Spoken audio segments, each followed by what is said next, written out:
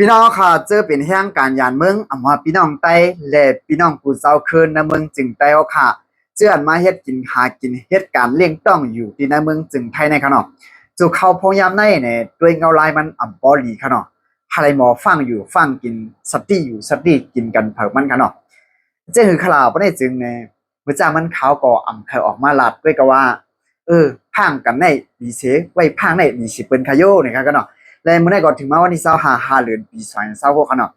เลยว่าหลายวันมาในขนาดเฮาคาเลยหันเจ้าหน้าที่ผู้วินพ่อนเขาลงกดทัดแน่เลยว่าเฮาเฮียงทีเดียวว่ามังปื้นตีมังอองตีได้เนี่ยอยู่ดีพี่น้องเตือนตัวทั่วเขาหลัดมาในส่วนตัวเขาก็หลัดมาขนาดซัมมาฮอดในเปลี่ยนเฮาคาอยู่ก็ฮอดนี่ขนาดเขาว่าคณะมาต่อยภาคตูใช่อะไรมาย้อนตัวแค่บ่จะในก็มีเนี่ยหรือสิหน้าหนำกาแทงรองนึงขนาดพี่น้องเขาจะอันนี้แค่บ่เตรียมทนอยู่สิต้าด้วยกว่าซ้ำกว่าเหตุการณ์อ่ำเมียนอองตีเมืองแค่ว่าเฮาคานั่นหรือไงในกองญานั่นขนาดเนาะแลพี่น้องไปเฮาคาแลพี่น้องกูเจ้าคืออันเป็นเฮียงการยันเมืองอันมาอยู่ในเมืองจึงไทยในเลยว่าหลายวันมาเนี่ยเลยว่าหันญาดังหนำดังหลายคณะแลพี่น้องคากูก็ขนาดจุขยามในเปื้อนปักถาไปด้วยเฮาขาดได้ว่าแลเฮาคำว่าอุกกันเกี่ยวกับไปลองพี่น้องใต้เฮาคามังก้นอันมาเฮ็ดช่างปัญหามันจะน่ะเอากันตายเกี่ยวกับไปลองจ่ายเงินกันจังนั้นแลสังเนี่ยก็ยอดมือหลายวันป่วนมาอันเป็นนั่งคำเองในขณะนั้นก็หญ้าคาตายก้นอันคาตายได้ก็อันนั้นก็อันถังเทิมคากาตายกันเนาะเมื่อวันปี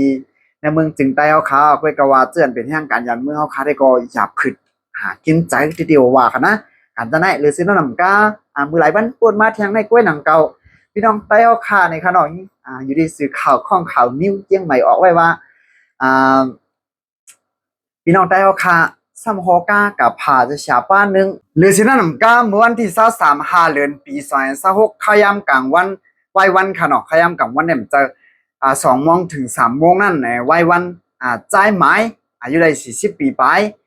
ปาดคอนางมีถือคอนางมีเสียมกาเอาผ้าในปาดวันหูนางมีเสียแลเอาผ้าเอามีดใน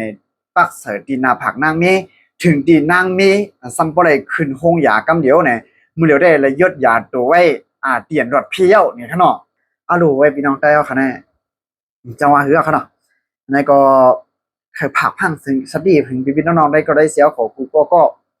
ตอนนั้นตีเดียวแน่ในเงาลายในวันเมืองจึงได้เอาค่ะก็เงาลายมันดีอีกขนาดเงาลายเด็กเป็นจึงถึงมากกว่าผู้แต่ก็ได้เซเจออยู่ในปืนตีนี่ก็ว่าง่ายๆพี่น้องเจออันเหตุการณ์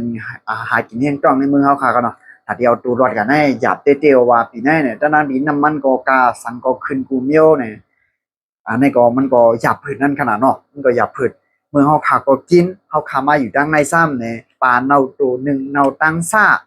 อันนั้นนั่นขนาดนั้นเปิ้นได้ก็ว่าก้อนในเฮ็ดเราว่าเอาก้อนในแว่เนี่ยเอาได้เอาอยู่เปิ้นก็ว่าเปิ้นกวาดนั่นขนาดเนาะเปิ้นปัดจานเป็นยุกอยู่ยากในเปิ้นปัดแลอยู่ที่ความเมี่ยงทหารถึงในก็ทัวเนาะขนาดพ้องย้ำแต่เดียวพี่น้องทหารถึงพี่น้องไทยเขานะอันกับอันคอมเมนต์จะอันกวาดล่างว่ามังเจนั้นขนาดเดี๋ยวก็เปิ้นก็ปักตาไปด้วยทีเดียวว่าพี่น้องค่าอันเคมาปะอันเคมาผักพังสัตว์ดิบอันปอดมันได้ขนาดพี่น้องค่าเจออันมีชาวเวอร์เจนั้นในก็อะไรฮิบเฮ็ดกันเสียมก็อะไรบ่พังอยู่ฟังกินกันเลยพี่น้องอันมีชาวเวอร์เตรียมทวนอยู่เสียต้าในก็ไฮไลท์ด้วยเงาลายกันนะตีซ่ามันสดกินหมากคูทำกากอันนี้นั่นขนาดเนาะบางปีบางตาเขาขาเฮ็ดเขาขากาเฮ็ดการบ่เมียนเหมือนหนังในแค่ว่าเขาขาก็ง่ายกินค่ะลูกเนาะอันนั้นได้ก็มื้อซ่ามันเขาก็ออกมาแล้วก็ว่าพังไว้ในชั้นสิไว้พังคากาเนี่ยเอาค่ะให้หมอพังอยู่พังมีสติอยู่สติกินกันกูก็กูคนไผมันเสียกรรมค่ะเนาะ